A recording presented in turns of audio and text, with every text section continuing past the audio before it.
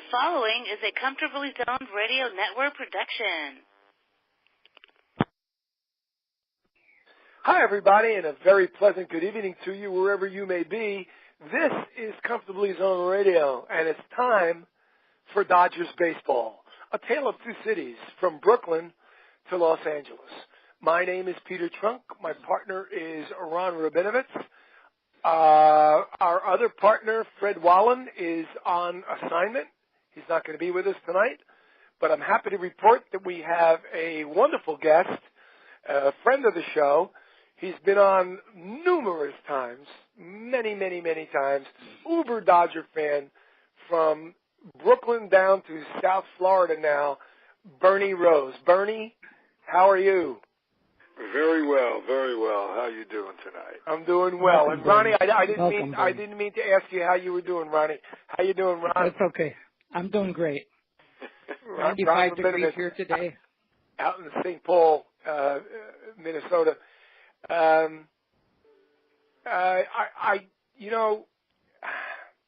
wrestle with this constantly, and that is that I feel that it's my job to do a lot for the show in respect to start it off with Brooklyn and then move out to Los Angeles, because it is in fact a tale of two cities. And I feel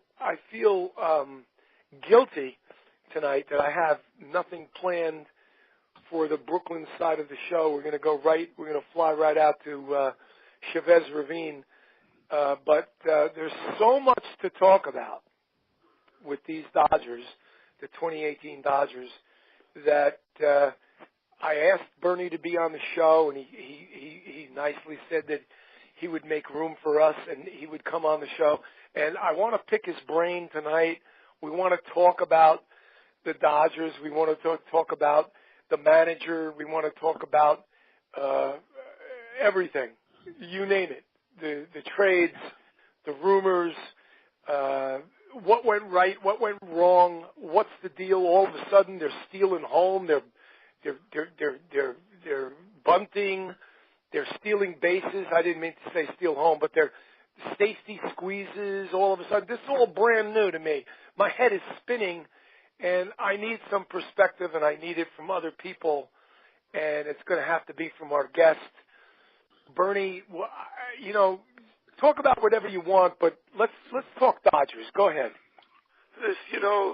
Guys, this goes right into kind of what I was preparing for tonight, which, as you know, from our messaging through these games for the whole season, is hitting with runners in scoring position. Right. And big problem. What did he have? Barnes bunt twice last night? Because he doesn't trust him to hit. I mean, and it got one run in.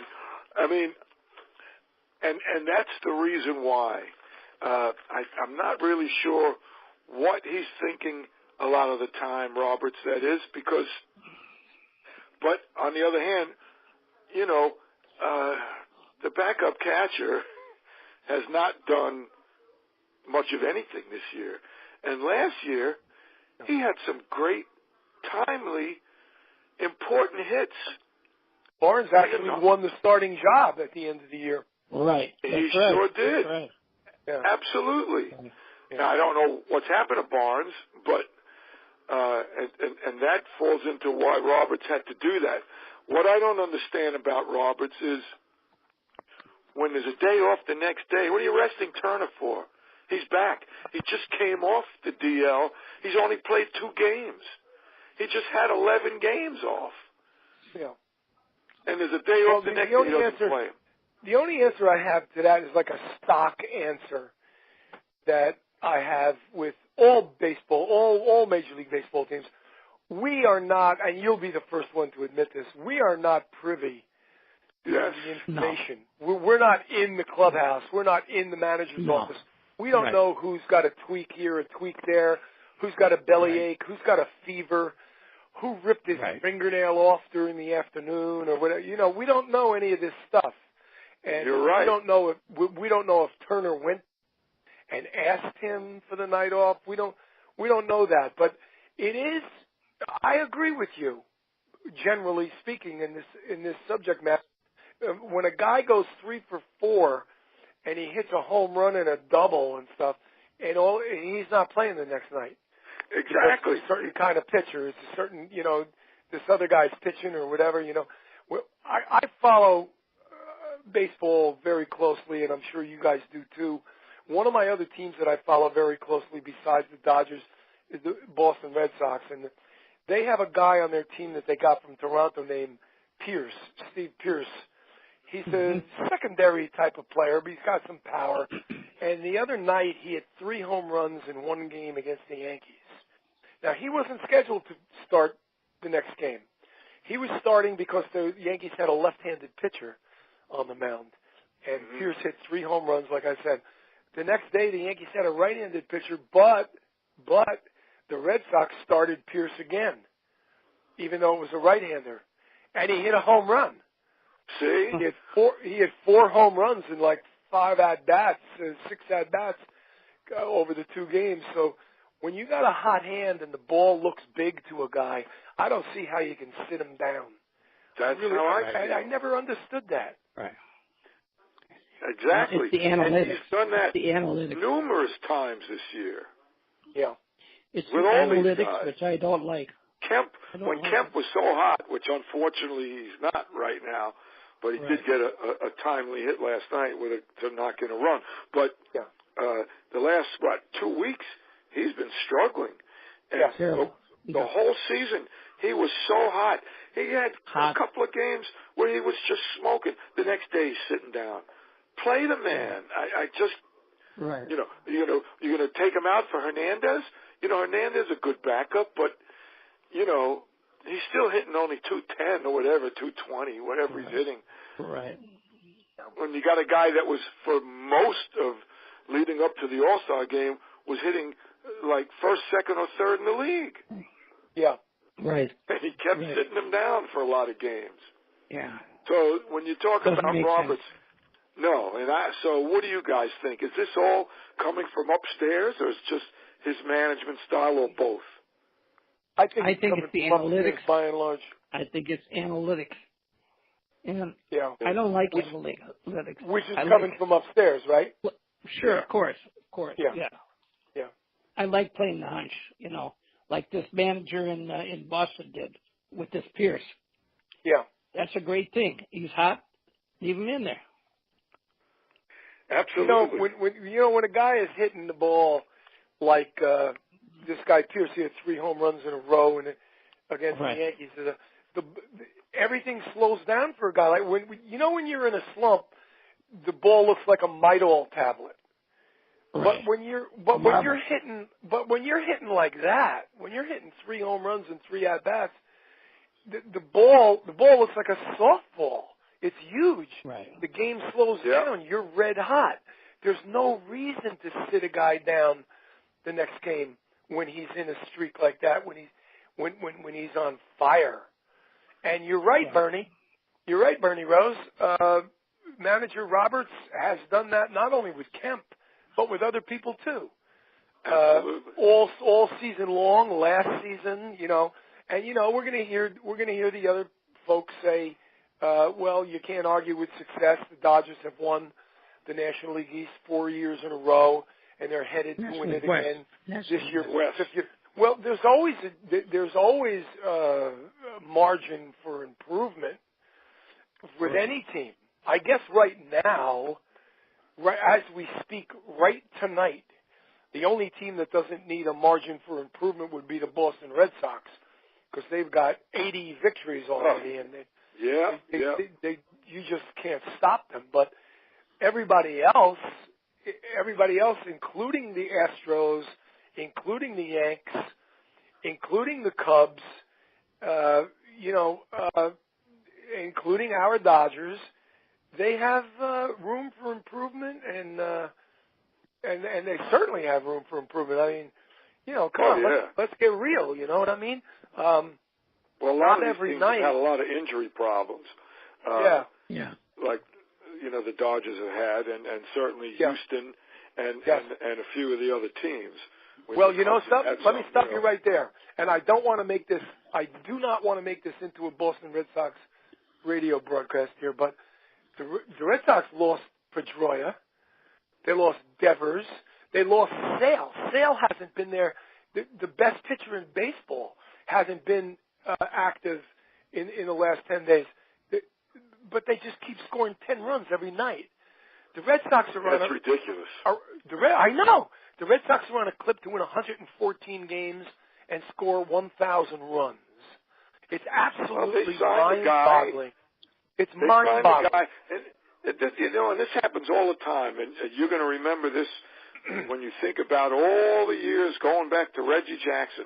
All the guys I always wanted the Dodgers to sign when they were free agents that they didn't sign, and then these guys go on, because they've already been great, and they go on to even be greater. I don't know why the Dodgers did not go after this guy. J.D. Martinez? Yeah. I know they wanted to get under the cap, but for him, the way he played last year, you knew this was coming. Yeah. I'm surprised the Yankees let Boston get him. He's been on fire from March the 29th on. He's been on fire. Oh yeah. He's been incredible. Unbelievable. Yeah. And the only good thing I could say about him is the Dodgers beat Arizona 3 straight in the playoffs despite him. So that was good. But anyway, so let me, if I might, sure. You guys, I'm sure, realize that since the All-Star break, the Dodgers have played nothing but winning teams. Right. Correct? That's right. Yeah. Right. Every single over one of 500. 18 games, all against teams over 500. You know what their record is? No. 10-8. Okay. And a lot of them were on the road, so that's really not bad. Yeah, it's not terrible. But the thing is, when you're 10-8 and you look at the schedule going forward, there really is only about 5 series with teams under 500. Well, slightly more. You count the Giants are 1 game under 500. Right. And since they always play the Dodgers tough, I'm almost willing to take them out of that equation.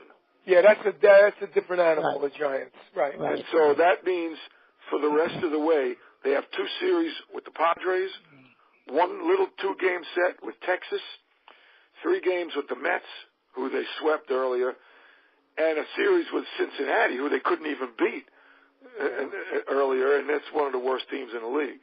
Right. And they're going to have 1 more game with Oakland.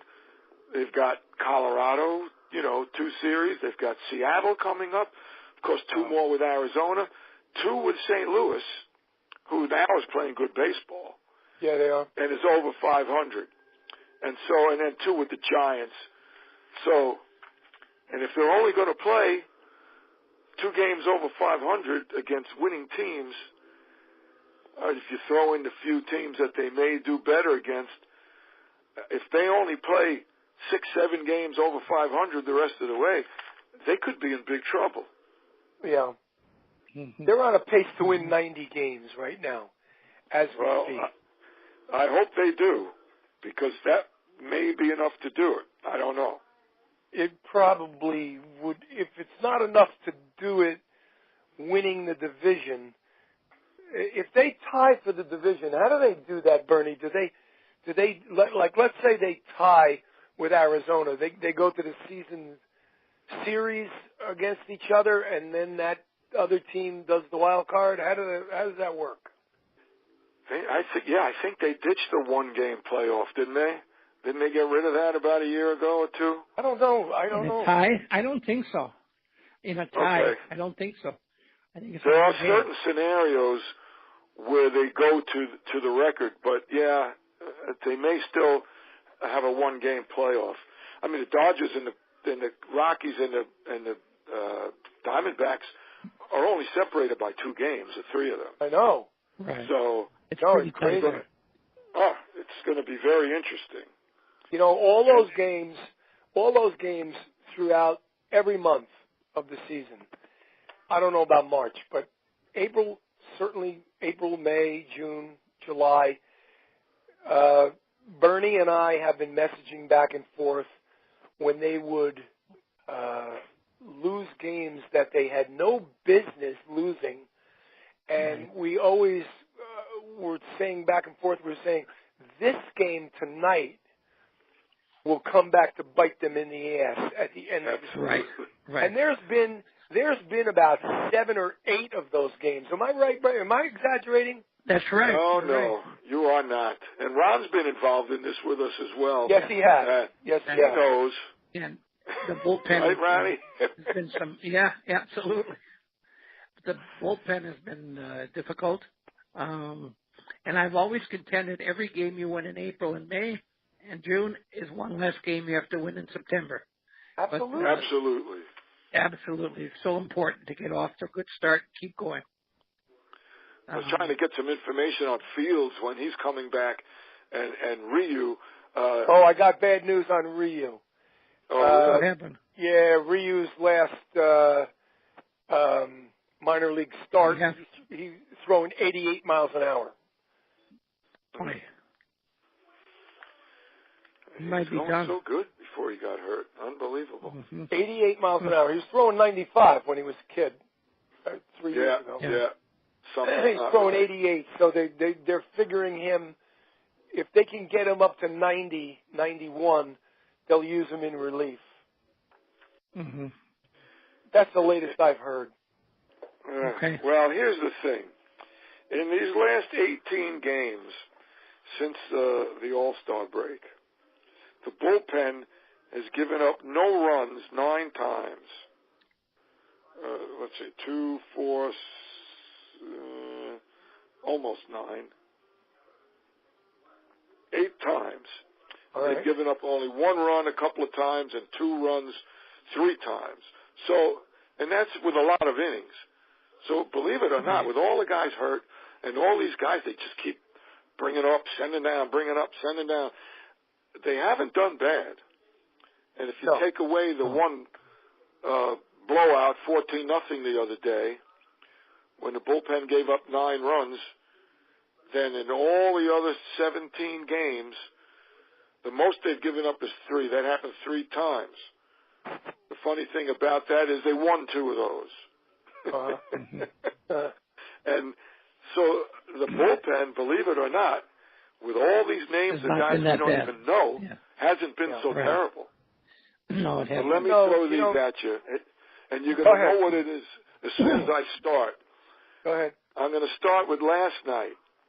2 for 12, 1 for 11, 1 for 6, 0 for 1.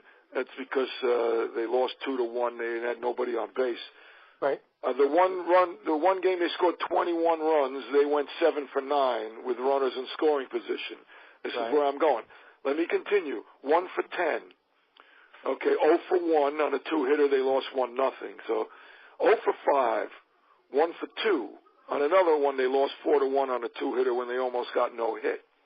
Right. 2 for 12, 1 for 6, 3 for 11, 1 for 7, 1 for 7, 1 for 6, 4 for 15. They won that game 11-2. 3 for 11 and 3 for 8. I'm amazed they went 10 and 8. Terrible. How did they go? I can't believe they're in first place. Exactly. I'm not trying to be funny. I'm not trying to be funny. I can't believe they're in first place. They do not come through with runners in scoring position. It's just absolutely amazing. So frustrating. And until very recently, all they hit were solo home runs. Right. Oh yeah. Right. Now all of a sudden they're hitting 2-run jobs and the bases loaded whatever. with 1 out, they couldn't score a run. Well, the bases were loaded with 1 out. I said, okay, Machado is up. He pops out. Yeah. Up comes Turner. He lines out to left. So there's 0 for 0, zilch, nothing with the bases loaded again. The Dodgers are known for the bases loaded. I hate when they load the bases. I hate when they load the bases because I'm sitting here on my couch rooting for a pass ball or a wild pitch. I know. You and me both. They're all Listen to the this. fences. No. What's that? They're all swingy to the fences. Maybe they You are. should try and get a single they're or either double looking for a walk or a home run. Yeah. And that's I don't know, that's the philosophy they've installed there. They want them to take so many pitches and work the count. I love it. But they've taken it to levels that you don't want because they look at so many called third strikes. Here's what's incongruous, Bernie. First strike. This is what doesn't make any sense to me. If they're so, and I mean the Dodgers, if they're so bent for this saber and the stats and the statistics, analytics, yeah. And the analytics. Thank you. Why the hell do they swing for the fences when it's second and third and 2 outs? They have the same. They have Dodger hitters. I'm talking about Taylor, same Bellinger. mentality. Definitely Taylor and Bellinger have the exact same swing. If it's 2-0 or 0-2. Yeah. That's crazy. Makes no sense. Well, you know what? It would make sense if that was the Yankees, because they don't go with the saber and the analytics. The Dodgers go with the, with all these stats and everything. You'd think that, I see it all the time. The bases are loaded. There's 1 out. Up comes Forsythe. Let me just use him. I know it's a curse word. It's a curse word to use his name, but I'm going to use his name anyway. Bases are loaded. There's 1 out. Up comes Forsythe. Okay, the pitcher's first pitch in his at bat is way outside. Okay, so it's 1-0.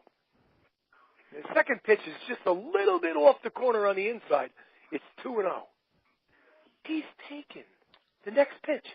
He's not even looking. Whoa. Who teaches that? Who teaches that? Well, You've got to be ready. You've got to be ready to hit 2-0 on every pitch. It's right down the pipe. Keith Hernandez would be vomiting in the booth if he were a Dodger announcer. I think he would.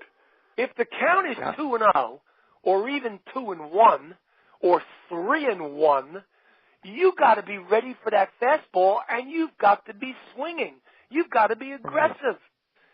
These guys, I don't know what they're looking for. I don't know what they're rather waiting have them for. Swing and strike out than leave the bat on their shoulder and get struck out. Way too many good pitches are looked at. I don't think the other teams are doing that. I know they hit some home runs, but it just doesn't bear out that they don't try to go the other way. Just a little bingle, and knock in a couple of runs. Listen to this. Right. Tell me what you think this is. 13, 12, 16, 13, 13, 12, I know what it is. 11, I know what it is. 17, and Runners 13. left on base? I know what it is. How many times they struck out in a game. You are right. And a winner. Give that man a Cupid doll because that's 8 times out of the last 18 games they've struck out a minimum of 11 times. And a high of 17, although that was a 16-inning game. But still. Again, I say to you guys, I say to my partners here, how the hell are they in first place? Because the Diamondbacks fell apart. They could have run away with this division a couple of months ago. You know what, Mr. Rose? You're 100% right, in my opinion, in my humble opinion. This was the Diamondbacks' year. Remember last year on Facebook, all the people from Arizona saying, Diamondbacks are going to catch your Dodgers. Diamondbacks are going to do your Dodgers in. Diamondbacks are going to do this. Diamondbacks are going to do that. And you know what? I was scared when they were saying that. But the Dodgers held on, and they beat them by, pretty good margin. And then when the Diamondbacks lost J.D. Martinez, I said, wonderful. But it was still their year this year because the Dodgers were coming off a terrible World Series loss. and the Diamondbacks were primed. And Yes. they got off to a really good start, and like you said, they fell apart. Well, two things The happened. Dodgers got off to a really bad start. Oh, they did. And what Turner and Seager injuries saw to that. But, yeah, 100% correct. But the thing was this. Pollock got off to a tremendous start. Yeah, the Dodgers were 9 games out. Yeah. They were like 10 games under 500. And Yeah. it was what? Right. May? Yeah. Yeah. You know, but what happened was, I mean, you never want to see somebody get hurt. Pollock got hurt, and he was looking like J.D. Martinez before he got hurt. Yeah, he was going crazy. And he hasn't quite lived up to that since he came back. That's number one. And their pitching has been exposed. Their starting pitchers were pitching way over their head. This guy, Ray, he seems to be a little bit of a Dodger killer, at least for the first 5 innings. Yeah, the left better take him out, because the Dodgers will get him in the 6th and knock him out. Yeah. And these guys, all their pitchers except for Greinke, who was not pitching well and now is again, although he took the loss yesterday or the day before. But he pitched well. But everybody else has come back to earth, and it's hurt them. And all of a sudden, now they're in a scramble. And if the Dodgers can get anything going, anything resembling last year, and that's a bit of a stretch, mind you, but anything where they can cut down on all these things that I've been harping about, they could actually run away with this division. But they're not going to win 43 out of 50 like the last 2 years. No. They're not going to do one of those things. No. So what they have to do is stop striking out so much, hit when the bases are loaded, and when guys are in scoring position. It's that simple. They don't even have to change the pitchers, I don't think. You know, with all the injuries. If you and I, Bernie, are sitting in South Florida and New Jersey, central New Jersey, and Ronnie is sitting out there in Minneapolis, if we know they can't score with the bases loaded, you know that Friedman and Roberts know they can't, and that's why Roberts bunted twice. Yeah, no doubt. You know what I'm saying? Well, Bonds has been pathetic. He's just been. Oh boy, he has been. You know something. People say this. I know all kinds of baseball fans say this. Don't be a hater. Don't talk badly about guys on your roster, your favorite team's roster and stuff. But I'm not one of those guys. I'm not one of those guys. No. I dislike Baez, Pedro Baez. I dislike him. Okay? I think he should be off the team. I dislike Barnes, but I'm going to tell you 2 guys that at least one of them is going to shock you, that I'm really down on, and that's Chris Taylor and Bellinger. Cody Bellinger. Yep. Cody Bellinger. I'm down on these guys. Bellinger had 39 home runs last year. He's got 18 this year. Now, he seems to – he's got the same swing every time he swings. And people always say, all the announcers, like the ESPN guys or the MLB TV guys, they go, isn't that a wonderful swing? Isn't that a beautiful swing? Isn't that a Ted Williams beautiful, gorgeous swing? He does have a great swing. But It is. But he swings the same way at every freaking pitch. Joey Votto doesn't do that. No. Okay? You know what I'm saying? Right. Bellinger swings at the same. He's got the same swing. If he runs into a ball, boom, it's a double or a home run, whatever. But normally he's swinging and missing. He's swinging and missing. Well, and Chris Taylor, if Chris Taylor swings any harder, his jock is going to explode. And he's going to be taken to the hospital. His cup is going to shoot out to the pitcher if he swings any harder. A person can't swing that hard and not hurt himself. No. I'm surprised that he hasn't hurt himself swinging the way he does. He swings so hard, it's pathetic. It's ridiculous. And the funny thing about all of this is that Puig seems to be coming around about punching a single the other way instead of which I never thought I was going to see. And he seems to be a guy that I don't mind having up there anymore in a tough situation. Right. Exactly. Yeah. I agree. He squares the ball up nicely this year. Yep. He's been doing well. Unfortunately, he got hurt for a while, too. Right. I think if he can get hot and Turner can overcome all the injuries he's had this year and start to look like Turner, I think everything else can sort of fall into place because Machado, he's going to hit some more home runs. He's got to. Sure. I can't believe he's only had one, with us. Oh, is it two? Yeah, two. Yeah. You're right. He hit another one. But, he had 24. Yeah. Going into the All-Star break. He had 24 with Baltimore, right? Yeah. Yeah. Mm-hmm. And now he has 26 total. Exactly. And there's been 18 games. So he needs to do a little better than that. Machado's the type of guy, I'm sure you'll agree with me, Bernie and Ronnie. Machado's the type of guy, he's hit 2 in 18 games. He's capable of hitting 10 in the next 18 games. Right. That's the kind of ball player he is. That's the kind of hitter he is. Yeah. He's capable of doing that. I'm not making any predictions. Capable. I'm just saying that's his capability. And let's talk about Dozier. Yeah, let's talk about Dozier. And you know what? I facetiously said 2 weeks ago that Roberts will bat him leadoff. And don't you know, I look at the lineup last night, and who's leading off but Dozier. I almost shit in my pants. I said, this is Harmon Killebrew. You got Harmon Killebrew from the Twins, and you're going to bat him leadoff? Are you nuts? Didn't I tell you that when they traded him? But wait a minute, Ronnie. Ronnie, hold it. I'm going to smack myself in the face here because I have to be 100% truthful.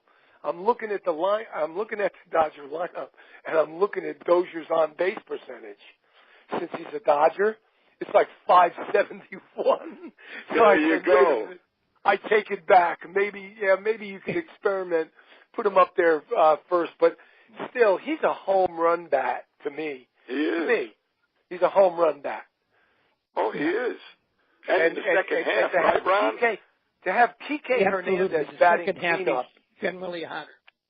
Have Kike Hernandez batting cleanup and Dozier batting leadoff. It's like I had too much to drink or something. When I saw that lineup, I thought I was seeing double or something. He hit something like 30 home runs after the All-Star break last year. 34 home runs in the second half of the season. Both seasons, 34 and 33, something like that. He's a second half guy. You were going to talk about him. Go ahead. Well, I'm just saying, he has hit some big home runs and had some nice hits for us. Those first two games in an L.A. uniform, he had 2 home runs. He's had some doubles. He's knocked in runs. He led the inning off and got things going. So, and that 571, that's it. Yep. So with him, Machado, and if Turner and Puig, if those 4 guys can just get it going, I think everything else falls into place. Yeah. Because maybe that's asking too much, but it isn't. Turner's done it for 3 straight years. Too much. No, it's not. These guys are capable. They're all capable. Yeah. So, the problem with Bellinger. Here's the problem with that, and we all know baseball. We played Little League and all that. We know from the bottom up. You get guys like that doing all kinds of stuff. Guy hits a triple, guy hits a double, guy hits a single, whatever. And then when you have coming up, you have Barnes coming up. You know what I mean? Or you have Bellinger coming up against a left-hander. Or you know what I mean? And it's a killer. It's like you're all psyched up and you're all, we're going to score. We're going to put up a crooked number. This is going to be great. This is going to be good. And then the next guy coming up, you see come up Bellinger or Taylor or Barnes, and they don't come close. They miss the pitch by a foot. All 3 pitches. Strike 1, strike 2, foul ball, strike 3. Strike next 3. guy up. Strike 1, foul ball, which is strike 2, foul ball again, then strike 3. Next guy comes up, strike 1, strike 2. It never ends with that shit. You know, you can't have. Well, the worst offender every is gone. Time. Yeah. Forsythe is gone. Forsythe is gone, right. And yes, you got Bellinger, and Barnes only plays here and there. Grandal, when he's batting right-handed, falls into that category. Yeah. He turns into a Barnes. Yeah. Hey, by the way, Forsythe is doing pretty good with the Twins. Oh, really? He was 2 for 2 last night. He's been hitting pretty good. You got to be kidding me. He's good for him. Well, maybe he should have never left the American League because he was just horrible ever since he put on Dodger Blue. Right, he was. Terrible. I cringed every time he came up. What's that? I cringed every time he came up. He was good on defense. Of course. We all did. Remember when we got him? Remember when the Dodgers got Forsythe? People said, don't worry about not getting Dozier. This guy's going to be 20 home runs, 80 runs batted in. Yeah. 20 home runs, 80 runs batted in. 20 home runs, 80 runs batted in. Every time you read something or heard something, it was 20 home runs, 80 runs batted in. The guy couldn't hit 2 home runs and drive 20. No, it was really, I was shocked when I saw the numbers from Tampa Bay and then look at what he's done. I don't know what happened, but maybe he thought he was supposed to be the savior and couldn't live up to it. You know, I don't know. But they didn't get him to be the savior. They just got him to be a good second baseman. And he couldn't. Yeah. He was good in the field, I'll say that. Yes, he was. Yes, he was very good in the field. See, Bellinger, unfortunately, I also think has that complex of the savior, you know. He's got to just relax. Try to go the other way, you know. Yeah. Try just to punch something down the line in right field left field when they give you the whole freaking left field. Yeah, I know. That bothers me. I wonder if the hitting coaches are working with him. Yeah, well, I don't know. He must be. He's working with Puig because Puig's kissing him all the time.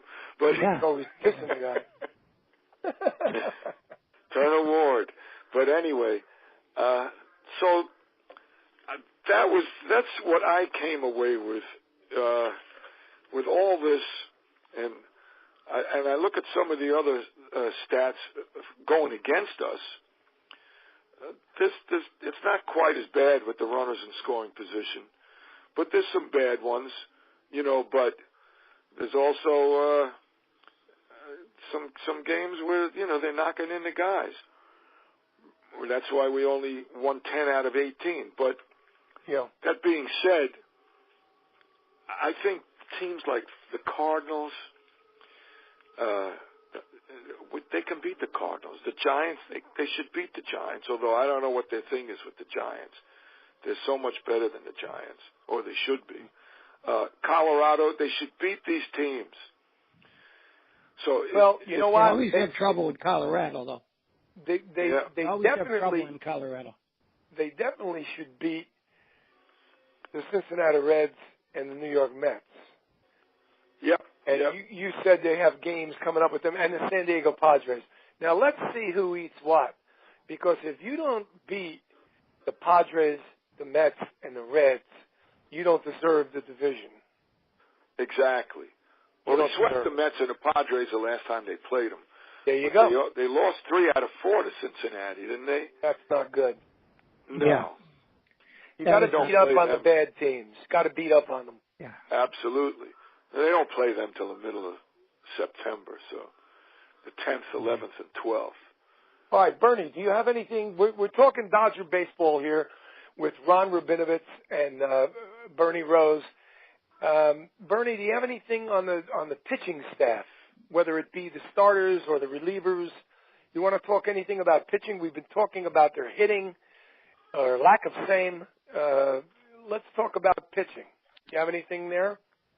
Well, I hate to say this, but it just seems that Kershaw and Jansen, even though Jansen's having a good year, Kershaw's back on track, but they're down 2-3 mile an hour on their fastball.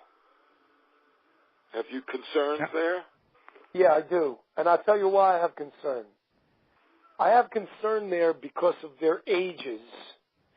When I was a young kid following baseball, I didn't know about age. In other words, I was 11 years old when Ted Williams hit 388 at age 39. 39. That didn't impress me because I didn't know what that meant. I had no context. I had no, you know what I mean? I didn't have anything to put it up against. I didn't have any history. I was ignorant. I didn't know that was amazing that a guy that age could do that. But when you see that Kershaw's miles per hour is down, and you see that Jansen's miles per hour is down, both of them, for some reason, all of a sudden are prone to giving up gopher balls all of a sudden in their career. One of them has had a bad back, chronic bad back. 2-3 years straight. I don't see them improving on those numbers. In other words, I don't see Kershaw all of a sudden starting to throw 97.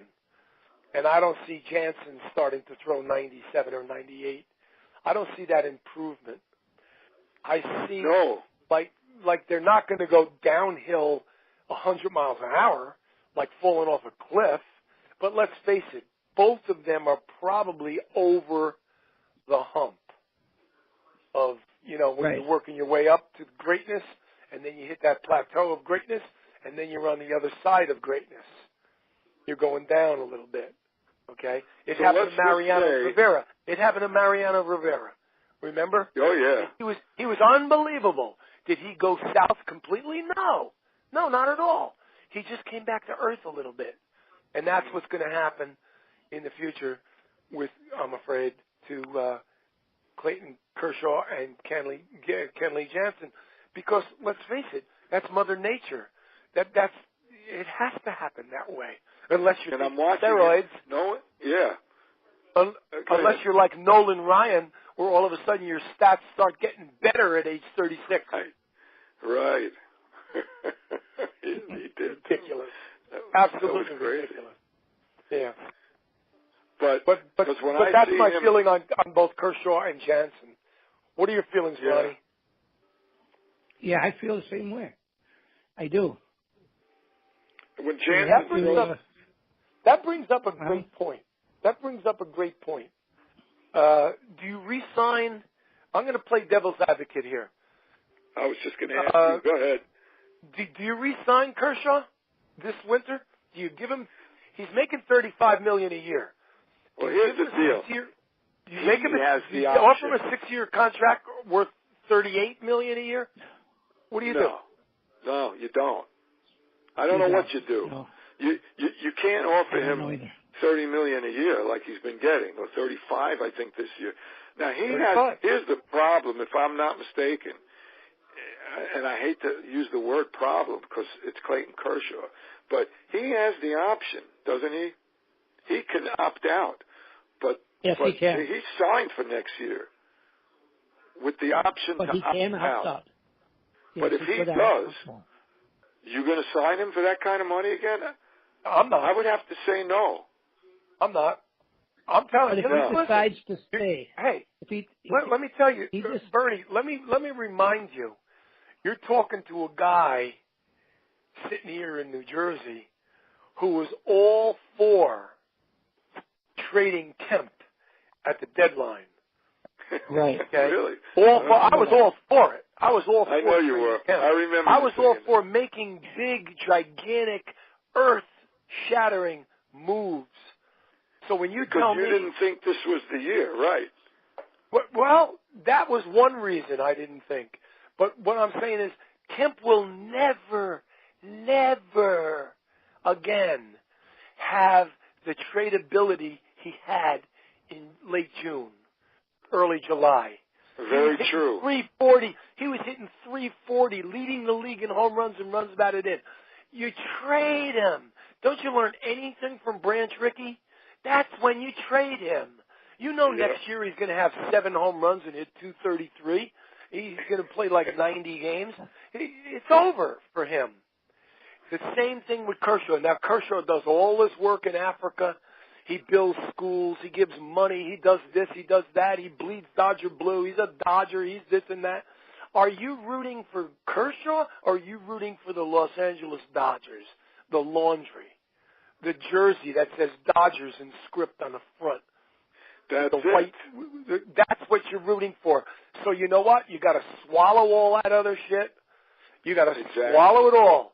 You got to block out all that noise on who's a Dodger for life and who's this and who's that. Hey, the Yankees, the Red Sox got rid of Babe Ruth. Okay? The Yankees traded Roger Maris. The Mets traded Tom Seaver. The Reds traded Frank Robinson. The Brooklyn Dodgers traded Jackie Robinson. This is a business. This is a business. Do you know how many guys? Do you know how many guys you could sign if you didn't re-sign Kershaw for $35 million a year? Now let me ask you this: if he decides not to opt out, he's still under contract for next year, right? Yes. Yes. And I was just going to say he's not going to opt out. There's no way in the world. Why would he? You know why? He's 5-5 with a bad back. Exactly. He's 5-5 with a bad back. If he was 16-2 and there was nothing wrong with his back, he'd opt out. Yes. If he was doing what he did 3 years ago before he had the first back problem, of course he'd opt out. Yep. He was the best pitcher in baseball. Now you know what? It's too late for Kemp to get anything for Kemp. It's too late. It's going to be too late to get anything for Kershaw. But here's what I'm saying. If you take the $35 million that Kershaw is making and you subtract that from their tax cap, you could sign, just for instance, this is a real quick thing, you could sign 2 guys for $17.5 million a year. Yeah. Who could you get? You could get almost anybody in baseball except for Trout. Exactly. You could get almost anybody you want for that kind of money. That's right. Well, I'm just saying, because he's not going to opt out. I like to play devil's advocate, and I'll tell you this: every time Kemp comes up to bat, I root for him to do well. Every time Kershaw pitches, I root for him to do well. Absolutely. I'm not one of those guys who's secretly saying, I hope Kemp strikes out 4 times this game so everybody knows that I'm smart. Or I hope Kershaw hurts his back again so everybody knows that I'm smart. I'm not that kind of a guy. I'm rooting my balls off for these guys. But what I'm saying is, let's be realistic. Come on, let's be realistic. The party is over for some guy. You know what? Some guys are 22, 23. Other guys are 32. It's over. They're over the hump. Simple as that. I have a feeling Kemp is going to come back. He's going to get strong again. He should. Hopefully. He always has. I think so. He always goes. He was never a 340 hitter. He should hit, between 275 and 290, but he should have, at this age, you'd like to, hopefully still 30 home runs, but 25 home runs, but maybe 90 to 110 RBIs. And if you got that out of him, that would be phenomenal. But he should perk up again. It's the rest of the staff. You asked Buehler, Maeda, Stripling. Stripling's had a rough go. The All-Star game shook him up, but I think he could shake it off. He was pitching really well. You kept saying ace. Yeah. You kept saying ace. If Buehler... Yeah, I did. I was calling him the ace. And you know what? Hill's pitching well. Yes. He pitched very well. And Maeda has been, for the most part, well. They're okay. They got a hit. Yeah. Who's starting tonight? Is it Stripling? Kershaw. Oh, that's right. Kershaw goes tonight. That's right. Now he's coming where do off. They go from here? He went 7 2/3. He hadn't Yeah, done that was amazing. in a year and a half, I don't think. I know. That was amazing. I'll tell you why. Back in the day, 3 years ago, when you checked your phone, let's say you were out on a date with your wife or something, so you checked your phone and you looked at the Dodger score, and the Dodgers were winning 3-0, and you looked at the box score on your phone, and Kershaw, after like 5 2/3 innings, had like 49 pitches or 50. You knew the game was over. Now, of course, but nowadays you see Kershaw 4 2/3 innings. He's got 89 pitches. Yeah. So altogether different animal. Altogether different animal. So he seems to be turning it around. And you know what? He's our guy. We all love him and everything. But let's face it, the days when he was incredibly, brilliantly unhittable are gone. Yeah. Those days aren't. They'll only rear their head every now and then. Like tonight, he could throw a no-hitter tonight. He could. Right. He could. But probably will walk 2, give up 2, and only last into the 6th inning. Yeah. You know what I mean? That's probably what we're going to get from him. Is that worth $35 million a year? Well, no, but no one anticipated the injuries, and that's the game these days. That's the economics. He had to get that contract, I guess. He was the guy. Yeah, he was. He set the standard, and there's a lot of money. There's a lot of TV money. There's just a lot of money out there. Well, that's the whole deal right there. They got $8.2 billion in TV money. Yeah. And the ironic part about it is half of Los Angeles can't even watch the games. Yeah, that's insane, isn't it? Into Las Vegas, too. Huh? Yeah. Crazy. Why can't they resolve that? What's the deal with that? Well, the cable company wants $5 extra per household to see the Dodgers, and nobody wants to pay it. A month? That's a lot of money, $5 for each household. $5? Oh, it's a lot of money. A lot of money. They've been trying to negotiate back and forth, but the Dodgers won't do it. And some people have said, well, you got $8.2 billion, and now the cable company is asking $5 a person to add the Dodger channel. Why not? Couldn't the Dodgers give $1 billion of that back and keep $7.2 billion, and maybe make it $3.25 per household, and then more people could see the Dodgers? But the Dodgers won't budge on that. I never looked into that. Guggenheim took that $8.2 billion, and that's it. That $8.2 billion is gone. I mean, it's not gone, but it's in their pocket. They're not giving it back. Right. They're not doing it. Yeah. Interesting. I mean, very interesting. Because it's nuts. I mean, I watch every game. I could watch it on my freaking phone. But if I was in L.A., I couldn't because it would be blacked out. Isn't that horrible? Well, maybe another thing the Dodgers like is that's forcing people to come to the game. I don't know about that because, when I watch the Dodgers on TV, and I've watched, 50 games this year or something like that, when the camera pans around Dodger Stadium, I see a lot of fucking empty seats, boy. And then I look, when the game is over, I look at the attendance figures, and it's like 43,303. What they're doing is they're counting tickets sold. They're not counting asses in the seats. Exactly. They're counting season tickets. There's only like 26,000 asses in the seats.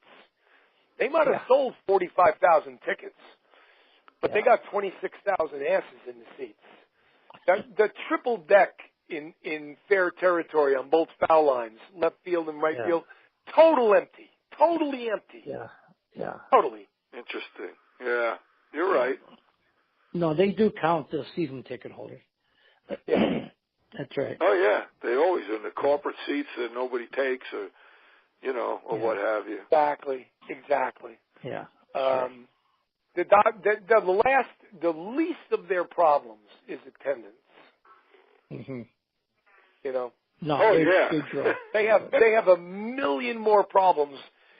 Attendance is like number 1 million on their list of problems. Yeah, right. You know, it's right there with the weather. It's right there with bad weather. You know, they don't have to worry about that shit.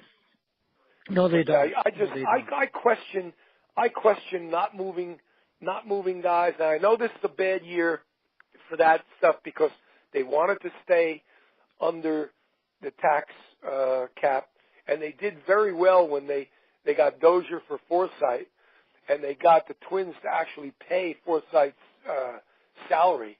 That was a magician. I don't know how he must have held a gun to the guy's head. I don't know how the hell he did that. But if I was a stockholder on the Twins, I would have had a heart attack on that deal. But I'll tell you, there's a lot of commotion here in Minneapolis about getting rid of Dozier. Oh my God, they're after the Twins right now. All right, here's another question for you, Bernie, on our Dodger show, and you're our guest, Ronnie Rabinovitz and myself. Bernie Rose is our guest. We'll ask him another question. What do you do with Machado and Dozier when the season is over? No matter what happens, they win the World Series, they get to the World Series and lose it, they almost get to the World Series. I don't care what the scenario is, but let's just say the season is over. What do you do, Bernie? I like Ron's idea. You sign them. Both of them. That would be absolutely. That would be phenomenal. Right. Although I don't know what you do with Seager then if you do that. Seager had hip surgery. Yeah, he had it today too. Hip surgery. I doubt they say they still want him to play shortstop, but Machado's going to take a big contract. I'm not sure what Dozier's going to take. He'd be an easier sign. You know what, Bernie?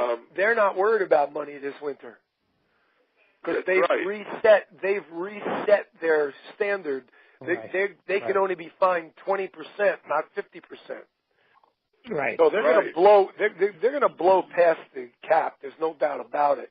Now let's say I'm the owner and you're the general manager, and I come to you, Bernie Rose, and I say to you, sign one of them. Sign either Dozier or Machado.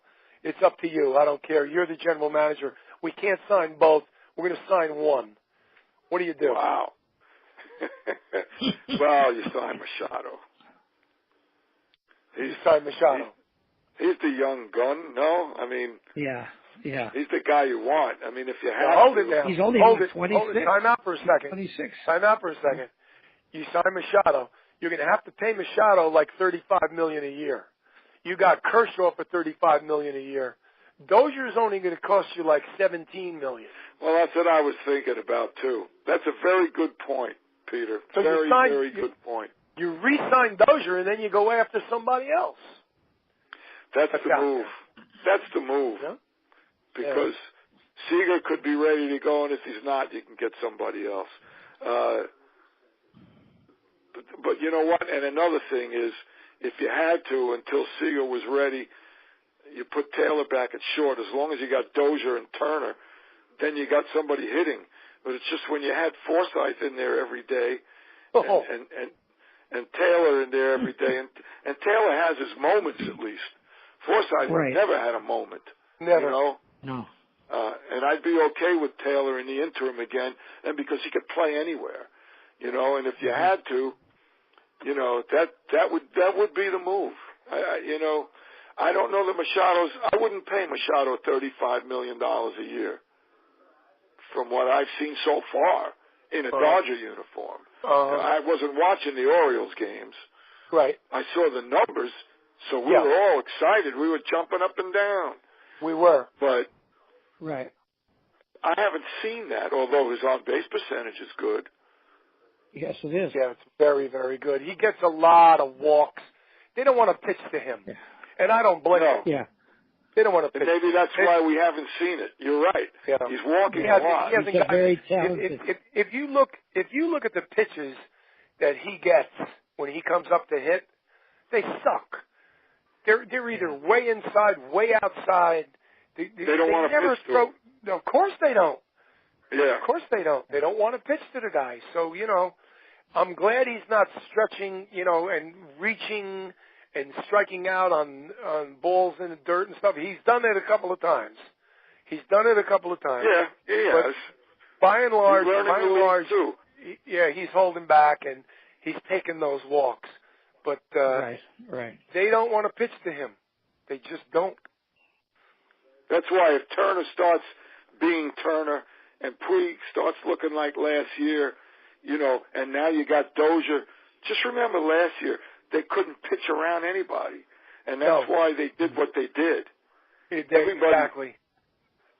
And I'm not saying the team can be like that this year, but they can be like that to a certain degree with just a couple of guys looking like they should. Yeah. But when you can pitch around so many guys, that's why you've seen what you've seen, I guess, in those. When I see these guys, I study their at bats. I really do, and it seems to me that every time Turner comes up, he gets one or two pitches, and when Puig comes up, he gets one or two. But Machado, he doesn't get shit. He doesn't get anything. Uh-huh. They don't pitch to Machado. They don't pitch. No. Oh, they're afraid of him. Yeah. That's why you got to get him up there. Where there's no place to put him. Uh-oh. Yeah. Did I say that? Pop out. Pop out. Exactly. Yeah. The worst. It's just amazing. Well, boys, what do you think? They could only get better, at least as far as the bases loaded. They couldn't do any worse. Oh, God. Right. They're absolute. I hate when they load the bases, I'm telling you. I know. When they load the bases, I start watching a movie or something. I don't even want to see it. I don't even want to see it. No, it's been horrific. That's why. And yet last year they were hitting grand slammies. They were hitting salamis last year. Yeah. Not this year. It's a different year. Well, that's why, just a couple of things need to happen, and they can win this division. And if they win the division, and strangely enough, I mean, they're never going to have a record like Boston or Houston, or even the Yankees, but not this year. But strangely enough, they could even win the National League. They're 2.5 games behind the best record in the league still? Yeah. That's shocking to me. Mm-hmm. The way things have gone. So they went from 10 below. They went from 10 below 500 to 12 above. So they have been playing decent baseball. Let's face it. Yes, they are. Up until the All-Star break, they had the best record in the league from May 1st. If they continue to play, if they continue to play exactly the way they're playing now, I would venture to say that they will not win the division. The Arizona Diamondbacks and the Colorado Rockies will lose the division to the Dodgers. That's possible. Yeah. I don't see a Dodger team that wins 10 out of 18 games moving forward all the way down the stretch as winning the division. It's Arizona not winning it or Colorado not winning it. And the Dodgers would win it by default. It's not like they're going to be winning it because they've taken the bull by the horns and said, this is our division. We're going to dominate. We're going to win it. They haven't done that all season. It's not like last year. You're right. No. Or the year before when they won 43 out of 50. Both times. That doesn't happen too often, but it's ironic that it happens back to back. It's realistic to do that, too. That's pretty incredible. It is. 43 it is. 50. It's exactly incredible. We've run out of time, gentlemen. Yeah. Bernie, it's been a pleasure. Yeah. Great to talk with you guys again. Absolutely. Thank you. Bernie, you have to make it your business to free up some more Wednesday nights so you can come on with us. It's going to be interesting no matter what happens, of course. It's going to be interesting from here on in. It's going to it's going to get more exciting and fingernail biting and all that stuff. And we would love you to come on and share your insights and what you see, what you feel, what you hear, what whispers, what rumors, whatever, and share them with us on the podcast. And we can. I appreciate that. Yeah, we would love to do that. And I would like to promise myself and my partner, Ron Rabinovitz, that I am not going to totally forget about the Brooklyn side of the broadcast, and we're going to have at least something in the beginning of our broadcast from here on out that is going to cover something about the Ebbets Field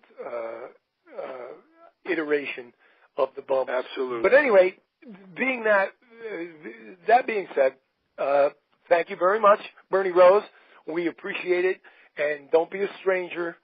And the invitation is open.